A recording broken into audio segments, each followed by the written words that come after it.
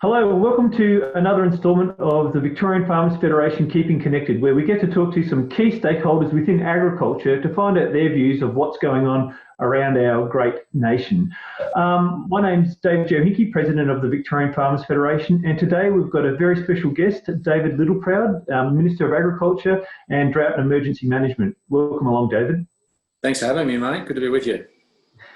Right, so first up, the biggest issue in town at the moment is COVID and the way we're dealing with it.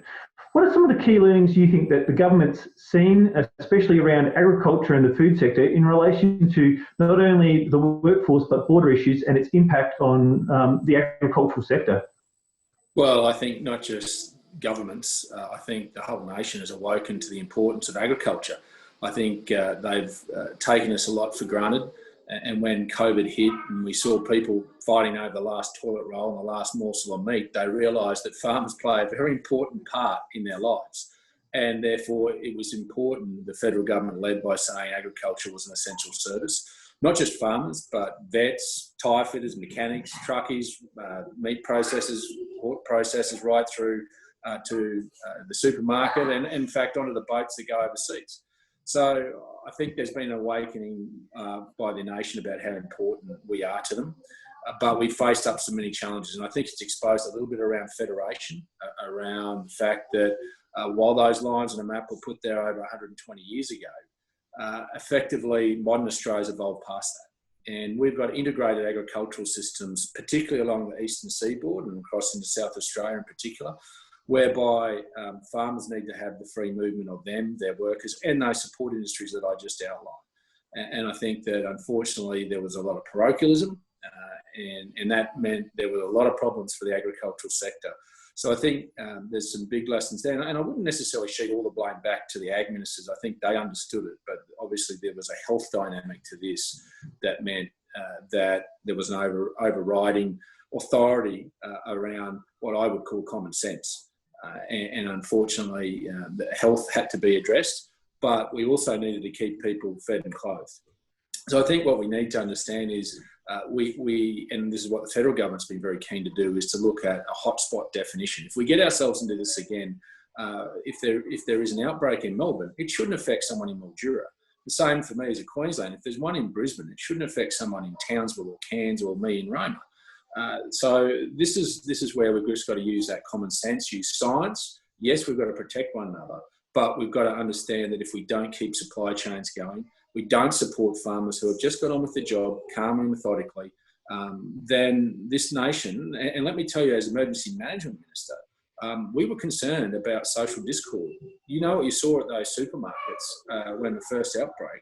These are the sort of things that we map out as well. And we actually go, well, if people are out of jobs or they can't get food, then people start acting irrationally, and then there's a justice issue. So make no mistake, we have not only just fed and clothed the nation, we've kept the nation safe. So I think there's a lot more work to do, and the Labor will need to continue to be worked, and we'll make some announcements probably later this week around that, not just foreign workers, but also domestic workers and what that might look like. JobKeeper, JobSeeker, obviously being tapered down, but there's going to be a lot of Australians who are unemployed. Some of them are hundreds and sometimes thousands of kilometres away from where these jobs are. So we've got to understand, how do we incentivise them, and how do we make up for those backpackers that have gone, that have taken up a large slack of the agricultural workforce over many years. So there's some many challenges. We've already started on the foreign workers. We'd started back in March. We made some more announcements a couple of weeks ago, but there's still more work to be done. But I've got to say, there's limitations to what I can get. So, David, what do you see as one of the key issues to reboot the regional economies when we go from COVID normal to post-COVID? Yeah, in fact, I'd have to say that regional communities, particularly I'd say outside Victoria where we haven't had the restrictions, is powering ahead. In fact, some of the businesses I talked to in New South Wales and Queensland in particular are saying they've had some of the biggest years they've ever had. And so we've got to make sure that you guys in Victoria don't get left behind because of the arbitrary decisions predicated on capital city faults, don't leave you behind. So it's about trying to get you up and going as quickly as we can, investing in infrastructure that will create jobs, not just in building the infrastructure, but operating it. There won't be any pink bats this time. It'll be about infrastructure, it'll be roads, rail, networks. It'll be things that'll actually make a dollar. And that's what it's got to be, because the government's not going to get us out of this COVID recession. You are. The Australian people are the ones that get us out of this, and agriculture is already doing that. Agriculture and resources are the two industries that have basically kept this nation afloat and will get us out of the recession before anyone else. So it's about putting that environment and infrastructure around you. We put a lot of money into exports and making sure that we've kept, while the passenger flight numbers have reduced, we've made sure that we subsidise those cargo flights to keep our produce going, because I think we've got to be prepared to take the competitive advantage on this. Is that post-COVID, if we kept our export markets alive and they see us not just as producing the best food and fibre in the world, but being one of the most reliable exporters in the world, then they're going to stick with us before other entrants get their stuff together post-COVID. And because we've done such a good job health-wise, albeit for an aberration in Victoria, I think you can say that we've done a pretty good job, and that we're going to keep those markets open, and we'll give ourselves a competitive advantage out of that. We'll see in the budget. The budget's going to, in fact, today in the Australian, we've mooted that we're looking at manufacturing again in key industries, and one of those key industries is agriculture. And I think particularly for Victoria, because of its diversity and richness of agriculture, I think you'll probably play a part in that processing sector. You've had a rich history in that previously, but I think Victoria's probably best placed than most states, apart from my own in Queensland, to take advantage of that. But it'll be a whole of government, and you can only do that if you reduce energy costs, and that's why we're looking at gas and trying to also in making sure that coal-fired power stations can reduce emissions as well with new technology, clean technology. So it'll be about making sure that we look at that and skilling the people. So you'll see the budget in Tuesday week will be one that will paint the narrative, not just from one perspective. There'll be investment from the ag perspective around exports, but then it'll fit in with our water, our infrastructure, our industries around processing. So it'll be a whole of government that will come together, and ag will be at the centrepiece of that. And it'll form the centrepiece of our 2030 plan to support ag's vision of a $100 billion industry by 2030. So this will paint the whole narrative next Tuesday night. And so I think we now have an opportunity to strike post-COVID. That's fantastic news that agriculture is seen as front and centre and a key economic driver. One of the things that we have dealt with lately is obviously coming out of a drought where the infrastructure grants were really appreciated to try to, once again, build the economy, but also give farmers the ability to manage themselves, especially in those hard times. What is the government's vision moving forward for how farmers can prepare and manage droughts into the future? Yeah, look, and the on-farm water infrastructure program is one of 25 programs the federal government puts out as part of the $8 billion we've committed so far, on behalf of the Australian taxpayer. I just say to just watch Tuesday night week. You may see some announcements around that. It's a very successful program because it builds resilience, and some state governments have actually matched it. Here in Queensland, in fact, so we put 25% up. The state government here puts 25% up, and in some instances they'll put 50% up, depending on the type of infrastructure you're putting in place. So there's a real opportunity. We've extended it to Hort up here in Queensland, and we're just saying to the other state governments, you should kick the tin as well, because if you did 25% with us, that's 50%. The cocky has to come up with the balance. That's not a bad investment, and invariably, you know what, they're buying the poly from the local CRT.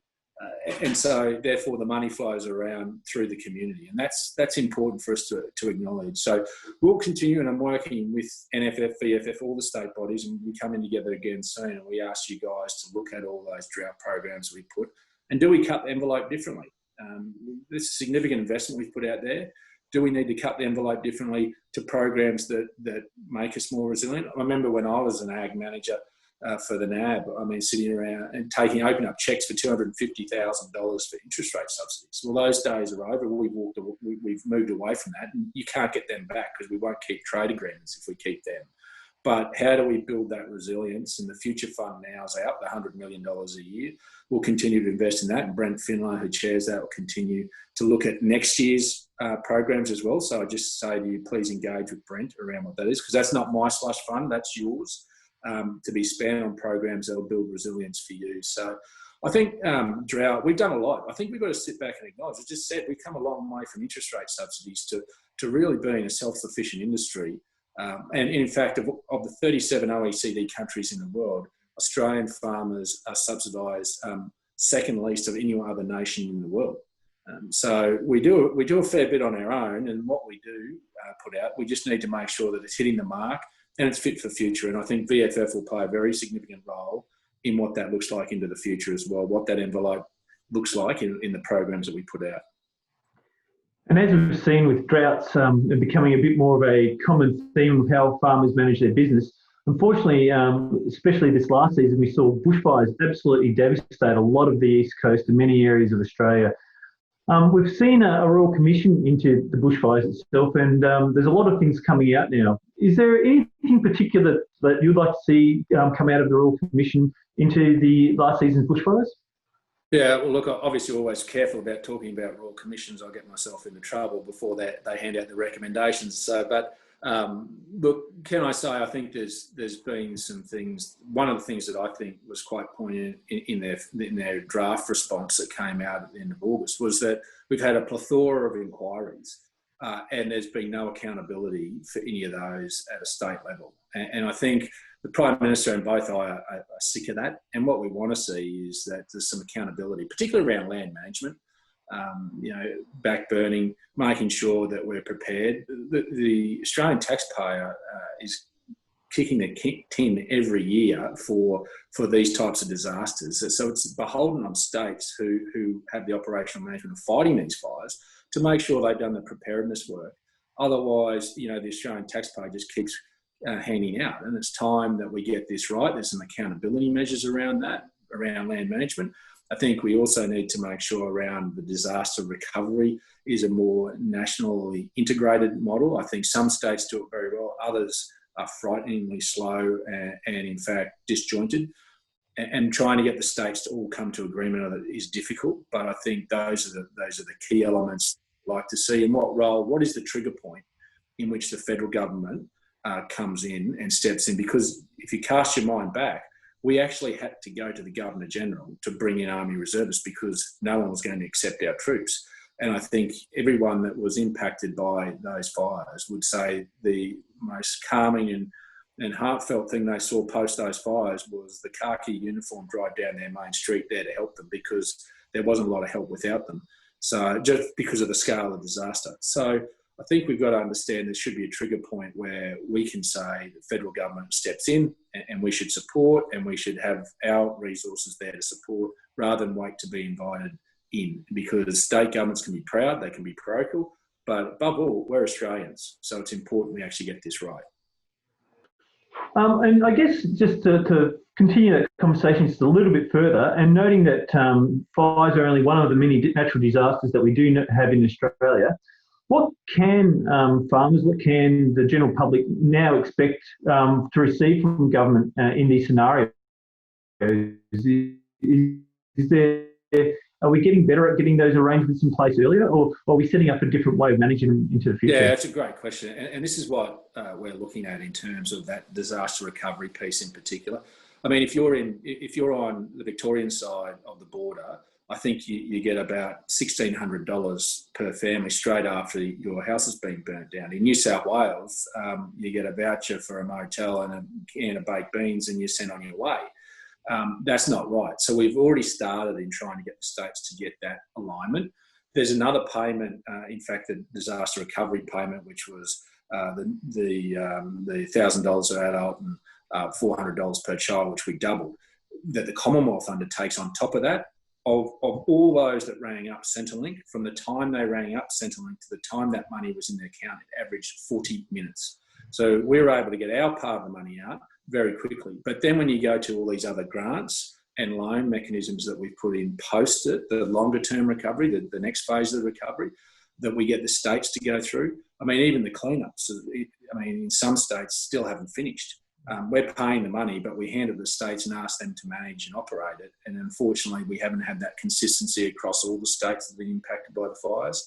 And there's been a real slowness in some of those loans and grants being assessed. We've handed it over to the states. So I think we've got to look at, is there a central mechanism in which we can undertake to roll those out into the future, where there is real accountability back to particularly the federal government, who's cutting most of the check, to make sure that money is put out in a quick and efficient way. So that's one of the other things I think out of the Royal Commission, and we're looking at what a national disaster recovery agency may look like into the future. In fact, that announcement may be sooner rather than later. Well, thank you, David, for your time. Really appreciate your candidacy around your two major portfolios, being the Minister of Agriculture and the Minister of Drought and Emergency Management. Thank you for your time, and hopefully everyone enjoyed our latest edition of VFF Keeping Connected. Thank you very much.